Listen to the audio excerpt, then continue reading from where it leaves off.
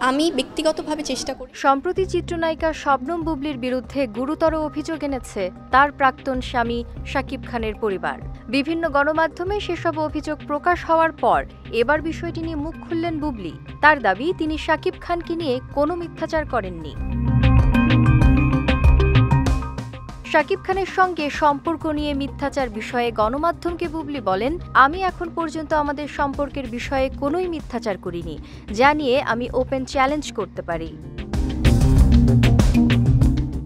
শাকিবের পারিবারিক একটি সূত্র সম্প্রতি গণমাধ্যমে দাবি করেন, বুবলি প্রায়ই বিভিন্ন সাক্ষাৎকারে কিং খানকে নিয়ে মিথ্যাচার করেন। তাদের মধ্যে কোনো সম্পর্ক না থাকার পরও বুবলি বলে বেড়ান তাদের ডিভোর্স হয়নি, তারা আলাদা থাকছেন মাত্র। নাম প্রকাশে অনিচ্ছুক ওই সূত্রটি এও বলেন, ছেলে শেহজাদ খান বীরের বাহানায় প্রায় বুবলি শাকিব খানের অফিস ও বাসায় গিয়ে হাজির হন।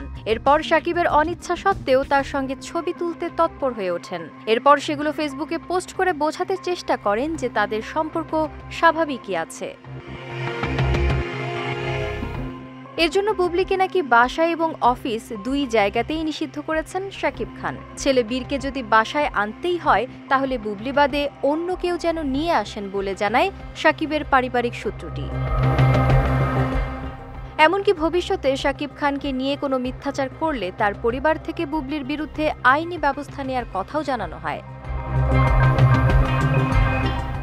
এ প্রসঙ্গে বুবলি জানান, ওয়ালটন ফ্রিজ কিনে অনেকের মতো আপনিও হয়ে যেতে পারেন মিলেনিয়াল। সেরা পণ্যের সেরা অফার। তিনিও চান শীঘ্রই যেন এই বিষয়ে আইনগত একটি ব্যবস্থা নেওয়া হয়, তাহলে তিনি যে শাকিব প্রসঙ্গে কোনো মিথ্যাচার করেননি সেটা প্রমাণসহ আইনিভাবেই তুলে ধরতে পারবেন বলে জানিয়েছেন এই অভিনেত্রী।